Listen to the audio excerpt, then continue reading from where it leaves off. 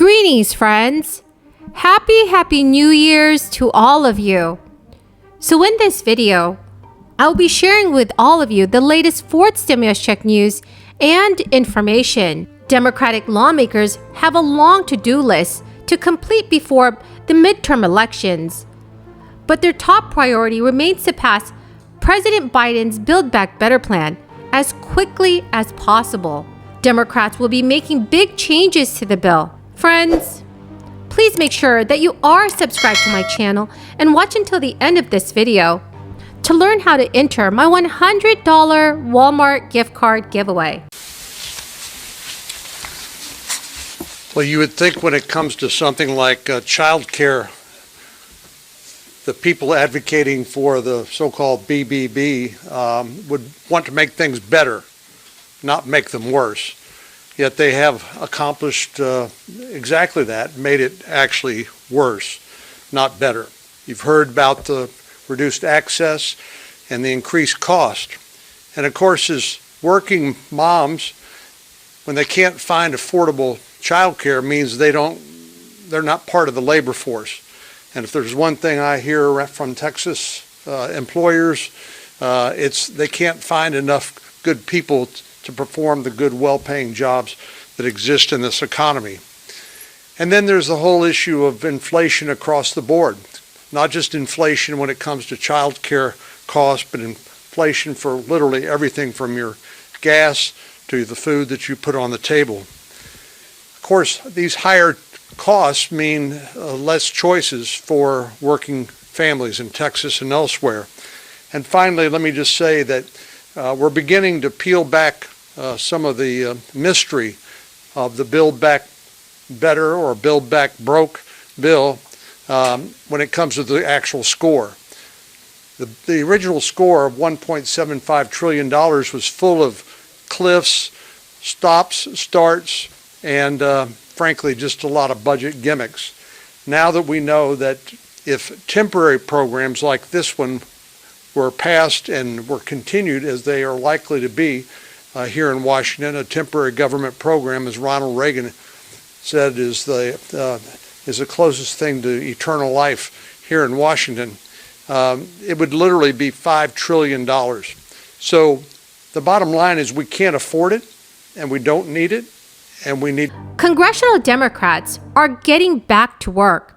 They will be trying to check a few items off their to-do list before the 2022 midterm elections consume Washington, D.C. The next few months in the Capitol could shape the economic health of American households for years to come. The scope of Democrats' accomplishments could also play a role in whether they hold control of one or both chambers of Congress for the second half of President Biden's first term. Biden's Build Back Better Act weighs the most heavily on Democratic minds. The $1.75 trillion investment in social and climate programs hit a wall this month when Senator Joe Manchin said he would oppose it. Senate Budget Committee Chairman Bernie Sanders told MSNBC News, "It would be really sad as someone who worked really hard on this if we were not successful. But it would even be sadder if the American people said, 'These people stand for nothing.' Not only can't they get anything done, they don't believe in anything." Senate Majority Leader Chuck Schumer has vowed to bring up the bill for a vote next month. Democrats hope to revive it in some form that could win support from every member of their Senate caucus. The congressional tasks that hold wide-ranging economic implications do not end with the Build Back Better plan. The Senate will hold votes on whether to confirm Federal Reserve Chairman Jerome Powell and Governor Brainard, both Biden's choice for vice chair, which are to lead the central bank as it tries to tackle an economic recovery and the highest inflation in decades. Congress will have to pass a government funding bill by mid-February to prevent a government shutdown that could lead to furloughs of federal workers.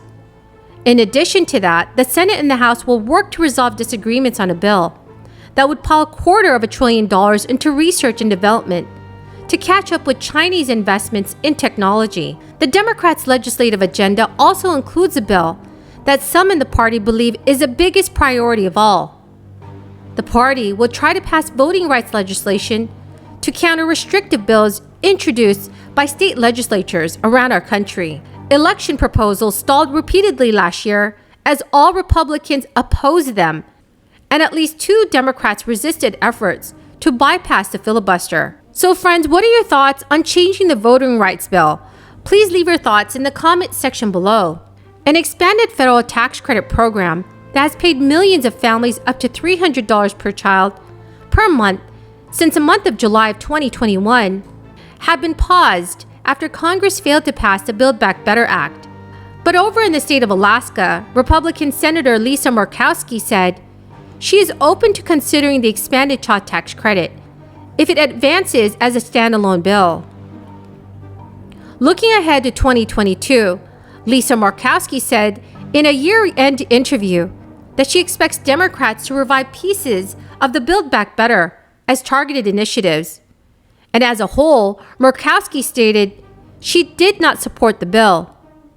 But regarding the expanded child tax credit specifically, Murkowski stated that she may be open to negotiations.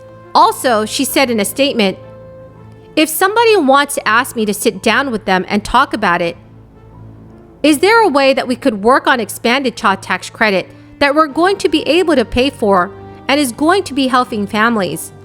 I would say absolutely.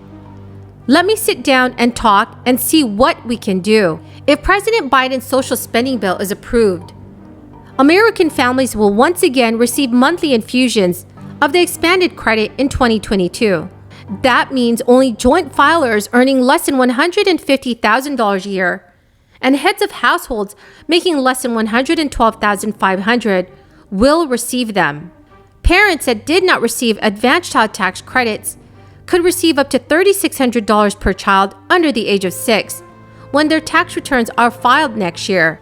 The amount is up to $3,000 per child for parents with dependents between the ages of 6 and 17. So if you have a newborn in December, you may also be able to claim up to $3,600. Friends, the winners of this week's $100 Walmart gift card giveaway are Patricia Clark and Lisa Whitmer. Congratulations to both of you. Friends, that's the end of the video for this New Year's Eve. Thank you so very much, everyone, for watching my videos this year. I truly appreciate every single one of you. So once again, thank you so very much. And I wish all of you a very happy and blessed New Year's.